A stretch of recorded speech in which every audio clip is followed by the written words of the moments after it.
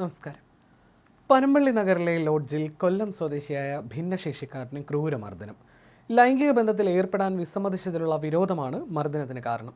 കരൂരിൽ താമസിക്കുന്ന ബദിരനും മൂകനുമായ യുവാവിനാണ് മർദ്ദനമേറ്റത്. ഇയാൾ കൊല്ലം സ്വദേശിയാണ്. ഹണി ട്രാപ്പ് സംഘമാണ് ബദിരനും മൂകനുമായ യുവാവിനെ ക്രൂരമായി മർദ്ദിച്ചത്. ഞായറാഴ്ചയായിരുന്നു സംഭവം. മനോരമ ജംഗ്ഷന് സമീപത്തുള്ള ഒരു ലോഡ്ജിലേക്കാണ് ഈ യുവാവിനെ ഹണി ട്രാപ്പ് സംഘം വിളിച്ചു വരുത്തിയത്. ഹണി ട്രാപ്പിൽ കൊടുക്കാൻ യുവാവിനെ വിളിച്ചു വരുത്തിയ യുവതി ഉൾപ്പെടെയുള്ള 5 അംഗ സംഘം ലൈംഗിക ബന്ധത്തിന് വിസമ്മതിച്ചപ്പോഴാണ് യുവാവിനെ മർദ്ദിച്ചത്. സംഭവത്തിൽ 2 പേരാണ് നിലവിൽ പിടിയിലായിരിക്കുന്നത്. ഒന്നാം പ്രതി സഫ്ന എന്ന യുവതി ഉൾപ്പെടെ 3 പേർ ഒളിവിലാണ്. യുവാവിനെ സഫ്ന ലോഡ്ജിലേക്ക് വിളിച്ചു വരുത്തുകയായിരുന്നു. ഇവർ തമ്മിൽ 1 മാസമായി ഇൻസ്റ്റഗ്രാം വഴി പരിചയത്തിലായിരുന്നു.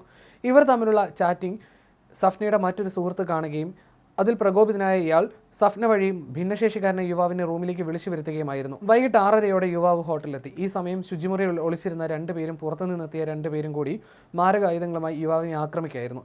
ഇവരുടെ മറ്റു 3 സുഹൃത്തുക്കളും കൂടെയുണ്ടായിരുന്നു. ഇവിടെ വെച്ച് തർക്കമുണ്ടായതിനെ തുടർന്ന് മർദ്ദനമേൽക്കുകയായിരുന്നുവെന്നാണ് യുവാവിൻ്റെ മൊഴി.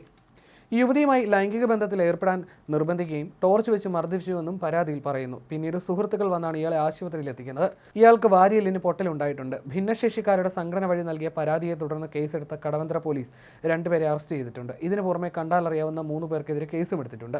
യുവാവിനെ ഭീഷണിപ്പെടുത്തി വിവസ്ത്രനാക്കി സഫ്നയുമായി ലൈംഗിക ബന്ധത്തിൽ ഏർപ്പെടാൻ സംഘം നിർബന്ധിച്ചിരുന്നു. ഇതിന്റെ ദൃശ്യങ്ങൾ ചിത്രീകരിക്കുകയായിരുന്നു ഇവരുടെ ലക്ഷ്യമെന്നാണ് വിവരം. ഇതിന് വിസമ്മതിച്ചതോടെ പ്രതികൾ മാറി മാറി യുവാവിന്റെ മുഖത്തടിക്കുകയും മുതുകിൽ ചവിട്ടുകയും ചെയ്തു. യുവാവിന്റെ നഗ്നചിത്രങ്ങൾ പ്രതികൾ പകർത്തിയതായി എഫ്ഐആറിൽ പറയുന്നു. നട്ടലിന് പരിക്കേറ്റ യുവാവ് ചികിത്സയിലാണ്. യുവതിയുമായി ലൈംഗിക ബന്ധത്തിൽ ഏർപ്പെടാൻ വിസമ്മതിച്ചതോടെ ക്രൂരമായി മർദ്ദിച്ചെന്നും എഫ്ഐആറിൽ പറയുന്നു. മർദ്ദനത്തിൽ യുവാവിന്റെ വാരിയിൽ ഒടിഞ്ഞു. കൊലപാതക കുറ്റം ചുമത്തി കേസെടുത്തതായി പോലീസ് അറിയിച്ചു. ഗുരുതര പരിക്കുകളോടെ ആശുപത്രിയിൽ ചികിത്സയിൽ കഴിയുകയാണ് നിലവിൽ യുവാവ്. ഒന്നാം പ്രതി സഫ്നയാണ് യുവാവിനെ ഹോട്ടൽ മുറിയിലേക്ക് വിളിച്ചു വരുത്തിയതെന്ന് പറയുന്നു. സംസാരശേഷിയില്ലാത്ത യുവാവിനോട് ആംഗ്യഭാഷാ വിദഗ്ധരുടെ സഹായത്തോടെയാണ് പോലീസ് വിവരങ്ങൾ ചോദിച്ചറിഞ്ഞത്. പ്രതികൾക്കെതിരെ ഭാരതീയ ന്യായ സംഹിതയിലെ BNS 127(2), 351(2), 118(1), 110, 189(4), 296B എന്നീ വകുപ്പുകൾ പ്രകാരം കേസെടുത്തിട്ടുണ്ട്.